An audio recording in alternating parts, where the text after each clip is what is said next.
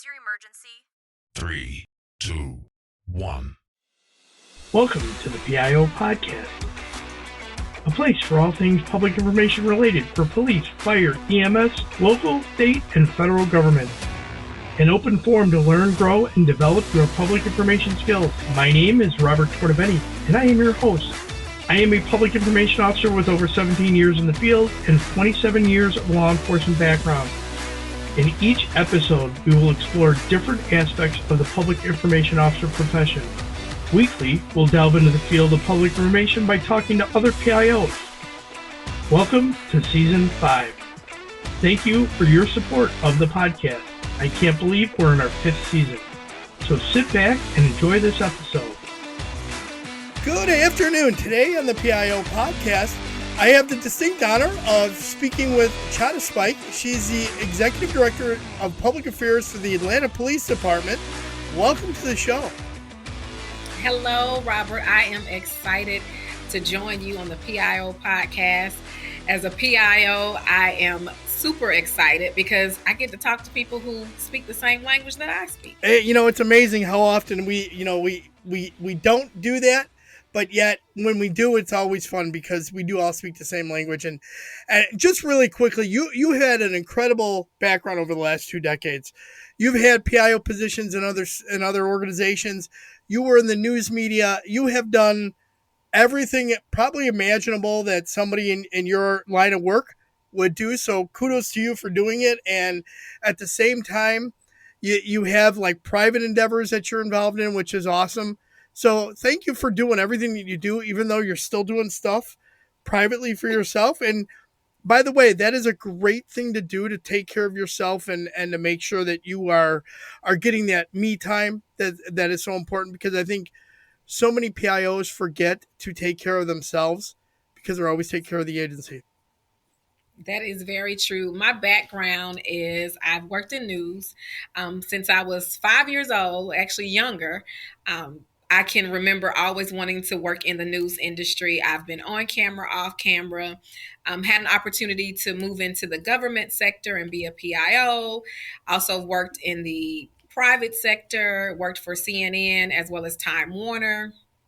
And in both, I worked in news at CNN and Time Warner. I worked as a technical writer. And then I work for the Atlanta Police Department. I am the Executive Director of Public Affairs, and I absolutely love what I do. I teach classes. As a matter of fact, I'm teaching a class very soon this week to other PIOs. I have my own private business. It is a business that works in the area of crisis and crisis communications, but I do the good, fun, nice, soft, flowery, teddy bear things as well. But my specialty is crisis. My team has pegged me as It's Handled. I say I'm going to get It's Handled tattooed on my arm because my team always says, once the boss lady gets it, that's a name they came up for me. It's Handled. That's awesome. Chata, since you've been doing this for a while now, when you came in as the Director of Public Affairs at APD, what did you find the most challenging? Well, I came in from day one, everything was challenging because my story is a little different than most. I was working for myself. This was in 2020. Was working for myself. I got a phone call from the former chief of police, the CEO of the Atlanta Police Foundation, as well as the person who was being named chief. This was all in the midst of COVID and civil unrest. This was following the George Floyd incident, as well as Atlanta had its own officer-involved shooting out at a Wendy's. So I came in after the chief and the communications director had stepped down. So I came in with literally, I was drinking out of a water fountain, not even a water fountain, a fire hydrant, excuse me. And it was a lot. And the challenge was I really didn't know my team. We met, my first real day was a day where a young lady had been killed. And so that was a challenge for me. But overall, when it comes down to it, I am a problem solver, and I always say it's handled. But I do it in a space with grace and, as I say, with class. But sometimes the biggest challenge can be working with this change in media. right now, that is our biggest challenge. You have reporters who are in a traditional news setting. However, they are competing with social media.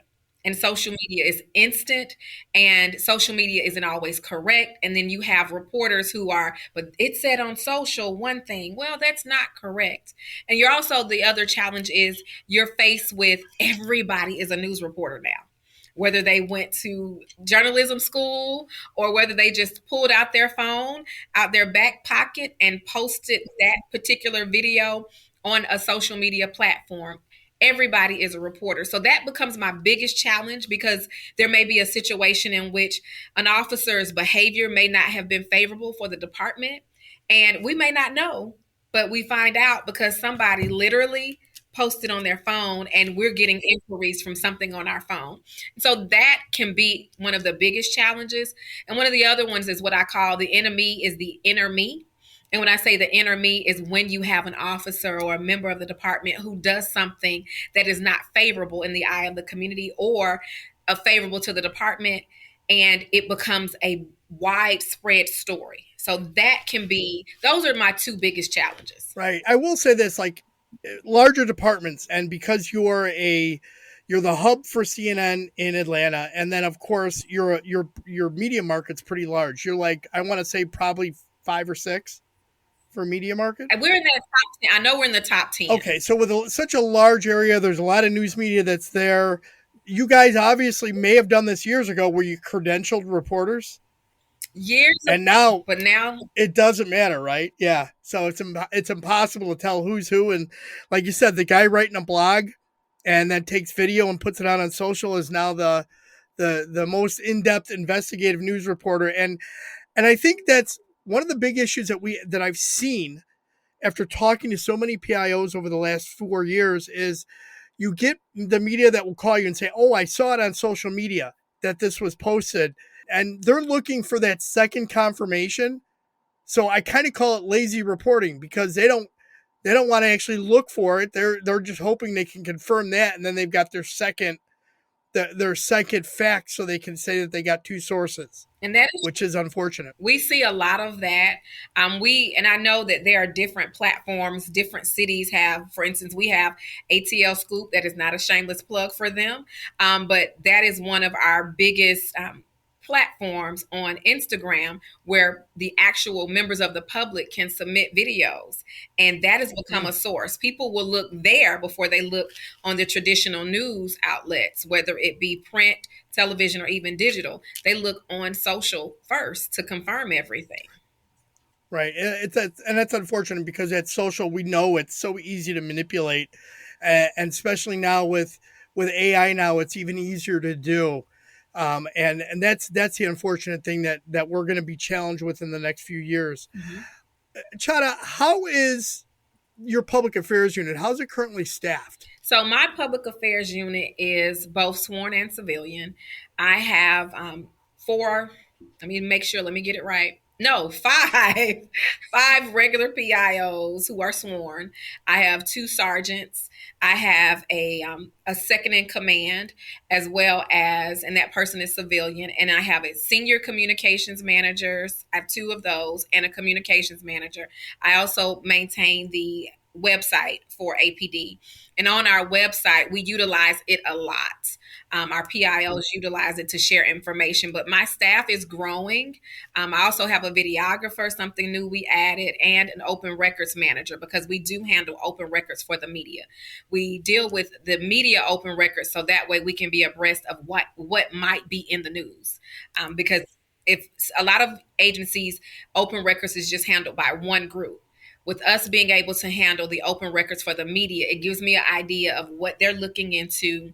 We can help control the narrative a little bit as we can.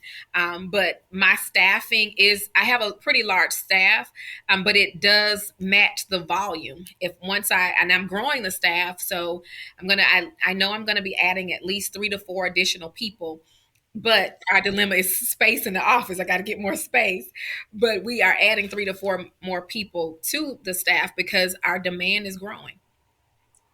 Chata, that's interesting. You guys are the point of contact for your Freedom of Information request for the news media specifically. Yes. That's outstanding because, yeah, like if you submit a request through your normal channels through like your records department or like a FOIA officer, they may not necessarily know to let you know that this is something that's coming through from the news media, whether it's CNN or Inside Edition, which, if you ever get those, you've got a problem Yeah, because there's always something. we get TMZ a lot, and Oh, yeah. we're in charge of that because it helps us with trying to ensure that we know what's going to be on the news.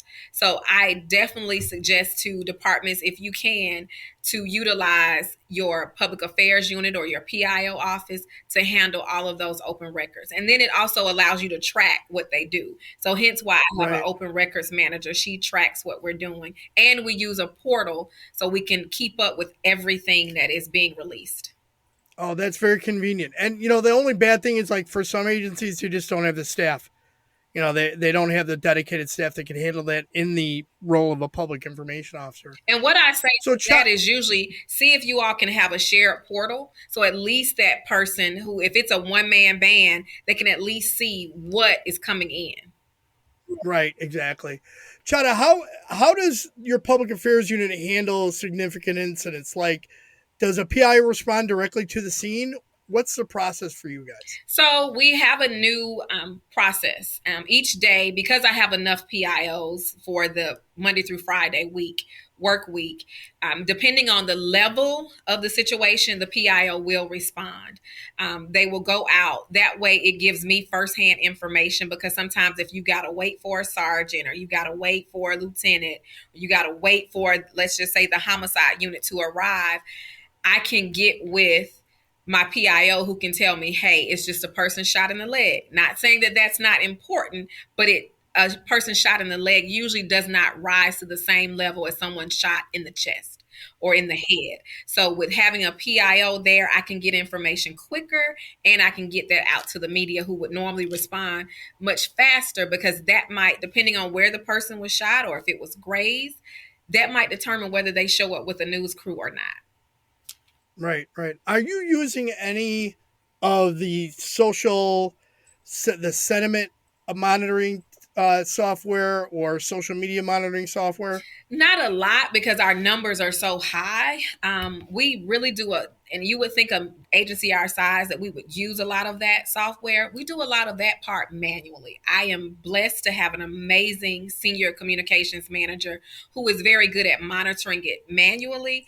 She catches a lot of things. We've looked at the software, but sometimes we've looked at different and tried different software. Sometimes she's better than the software, believe it or not.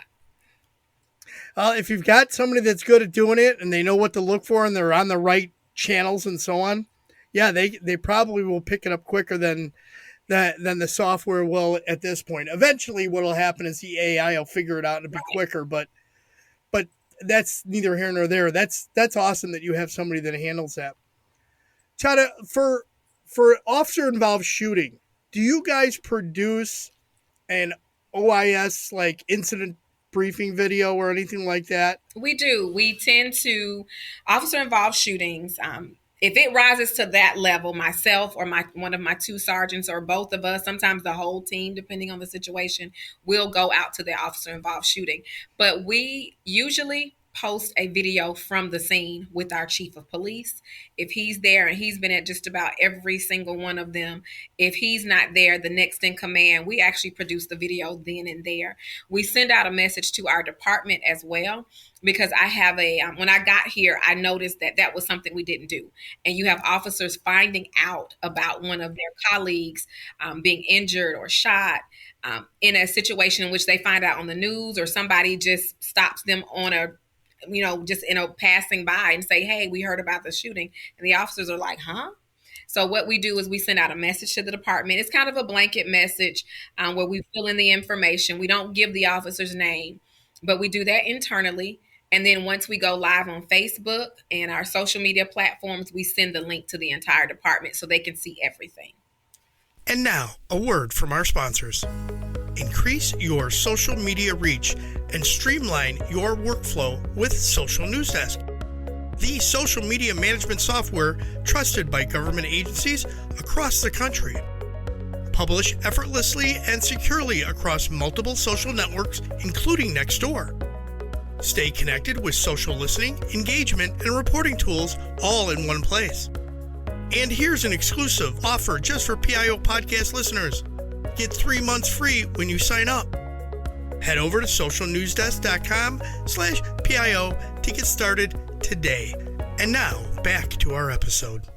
Okay, and then like later on, say, I don't know how you handle that, how the legal and like GBI comes in and they do their investigation on the shooting, because I think GBI takes over the whole thing, correct? For an officer involved shooting? They do. All right, so you guys probably wouldn't produce any video in regards to the outcome of that shooting, or that would come from GBI? Not always. It depends. Some of those more high profile, they've gotten a lot of media attention. Sometimes we have to produce something else, but we have to do that in tandem with the GBI as well as the Fulton County District Attorney's Office. So we have to work in lockstep with them. But once GBI takes over, there's not a whole lot more we produce outside of that first day. And maybe the second day we may be, depending on the request, we may end up releasing the officer's photos. But it just depends. Each officer involved shooting is a little different. Because significant incidents like an OIS or something, there's always confusion, misinformation, disinformation by, the well-meaning citizen or the troll. How do you guys handle that stuff? Fortunately, we have a great social media presence. And so we don't get a lot of that. The most misinformation and disinformation have been related to our public safety training center, but we don't get a lot of misinformation and disinformation when we have officer involved shootings, because I'm really big on, Chief, we got to say something. We say that, we try to say it as quickly as possible. Now, don't get me wrong. Quickly might be a couple of hours, but and I try not to go beyond an hour and a half to 2 hours after an incident. Because, you got to gather all the facts, get all the information. Right. You got to talk to the team that may have responded. But I try to set my own deadline of an hour and a half after the incident, no later than 2 hours. Well, that's outstanding. That's awesome. Chata, you have a phrase. I'm serious about what I do because what I do is serious. Can you explain that? I have been told that I'm a very serious person. Serious, but my team will tell you, they call me boss lady. I love to have fun, but when it's time to work, I'm very serious. And everything that I do, from something small to the biggest thing, it's all serious. Like, I literally am one of those people who, the smallest task, I'm going to do it to the best of my ability. If I've got an audience of one, I'm going to talk to you like I'm talking to you now, like it's 1,000 people. And so I give my all into everything because I'm really serious. I'm serious about my team. I have the best team on this side of heaven, and nobody can tell me any different.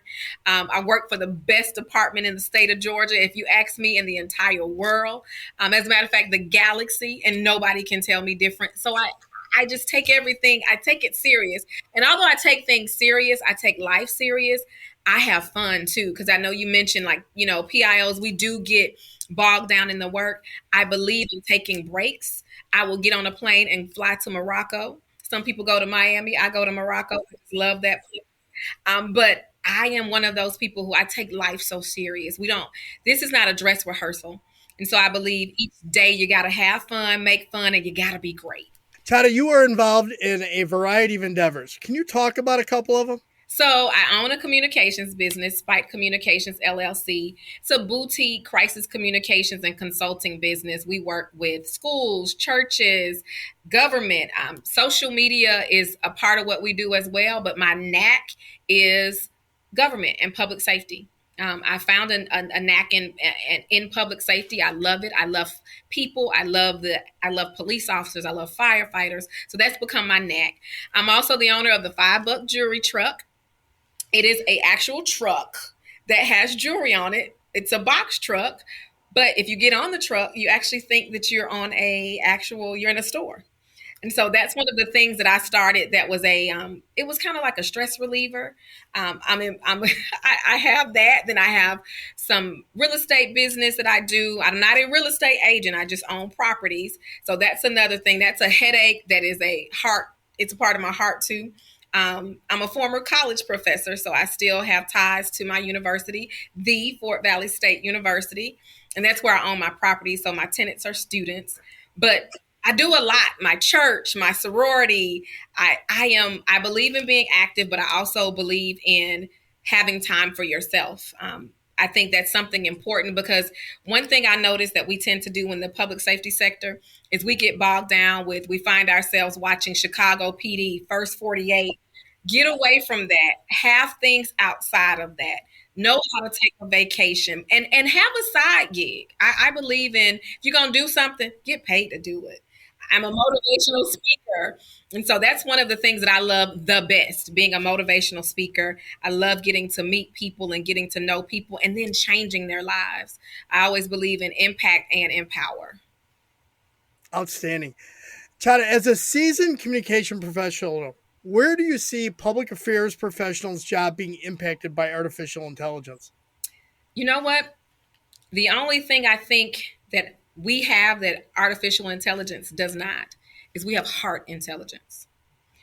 We have something that no computer, I don't think there'll ever be a computer built that can have what we have with our heart. Being able to respond to a situation and understand that you may have a grieving mother who is finding out that her child has passed away. And also even going to a scene and there's a business owner where they feel like they have lost their livelihood because of a robbery or a burglary. I think that AI will never be able to fill that spot.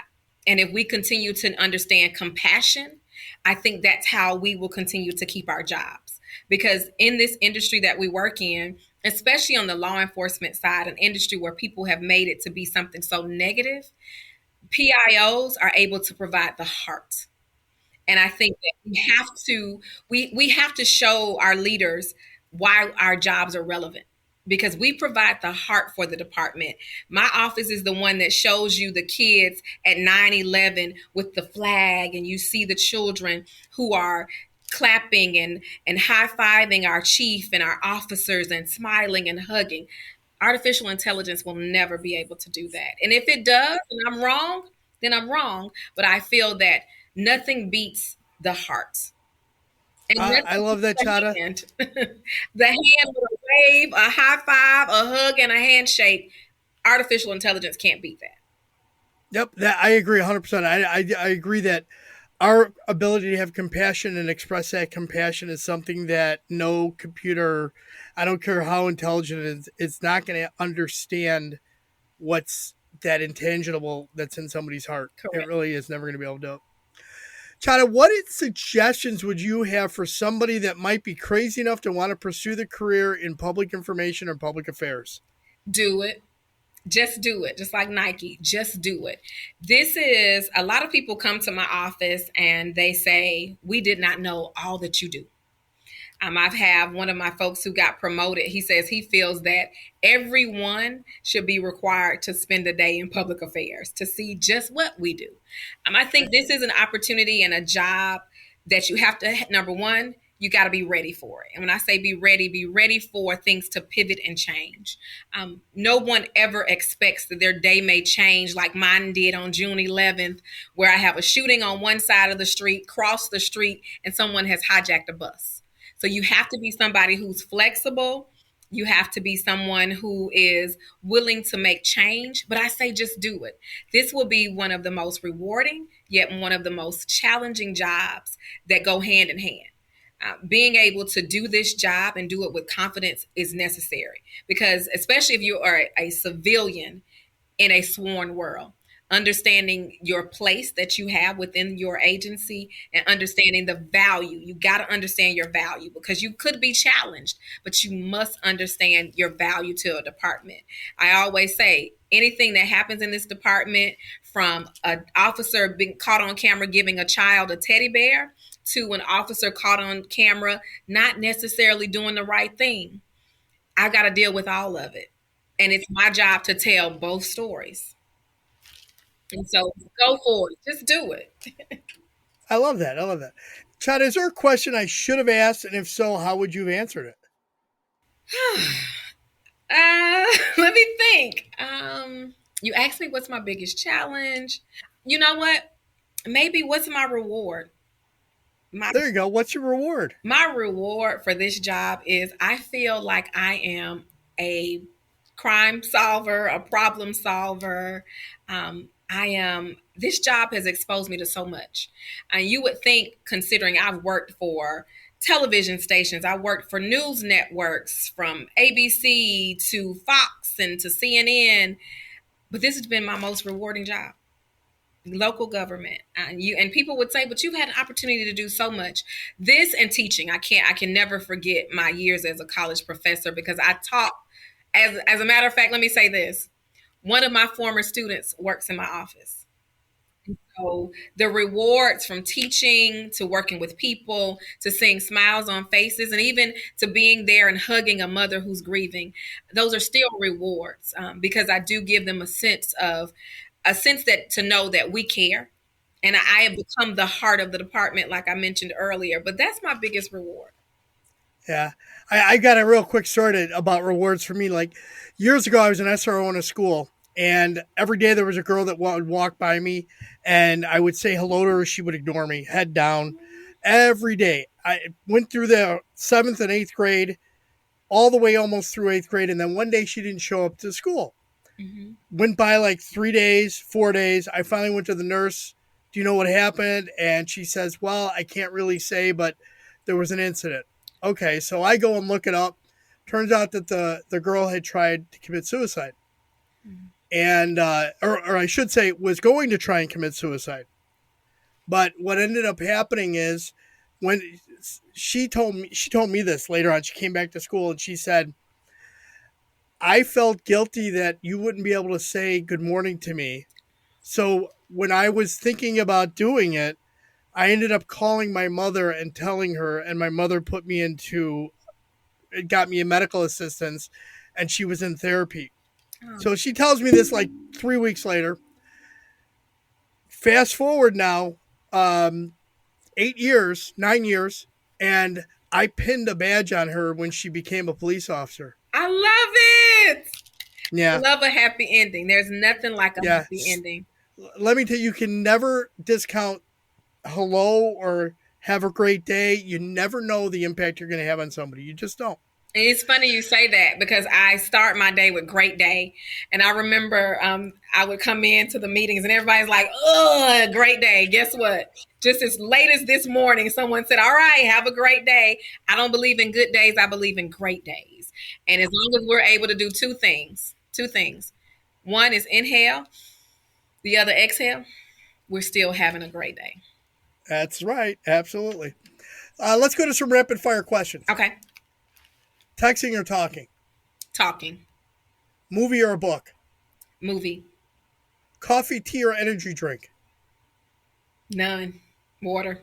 Adult drink of choice? Water. What would be your superpower if you could have one? To live forever. Ask permission or beg for forgiveness? Beg for forgiveness. PIOA. What place do you most want to travel to? Just the entire world. I want to see it all. Awesome. If you could choose to sit down and have a coffee or a drink with any historical figure, living and dead, who would it be? My historical figure would actually be my grandfather. He might not be historic to the world, but he's historic to me. Outstanding. Chata, what key points would you like our listeners to take from today's interview? Key points would be, number one, be authentic to yourself. Do your job to the best of your ability. As PIOs, we do a lot. We're responsible for a lot, but do your job to the best of your ability, because it will pay off. Number two, have patience with yourself, meaning take time away from work at times, and try to do it on a regular basis. I have a mantra of every 6 months I'm going somewhere out the country, and every 3 months I'm going to go somewhere in the United States. And every month I try to do something within the state of Georgia. So I know that may be a lot, and it's ways to do that without spending a lot of money. I know that sometimes PIOs aren't at the top of the food chain when it comes to pay, but figure out a way to make something happen for yourself. And number three, just have fun. This is a job that you can have fun. You're in the know. My grandmother always says to me, she's 85, and she says, I sure would love to do your job, and I could do your job, and you should take me to work with you sometimes because I'm nosy and y'all know everything. So do your job and have fun. Because you do. You get to know things that you're like, that's interesting. Do your job and have fun. And when it's over and it's all said and done, you can say you did it to the best of your ability. And you want to go down in your own personal history as someone who was effective in what you do. Outstanding. Chata, how can people best reach out if they want to connect or follow up? You can reach me on social media, Facebook, which is just my name, Chata Spikes, as well as Instagram, LinkedIn. You can always email the departments, cmspikes@atlantaga.gov.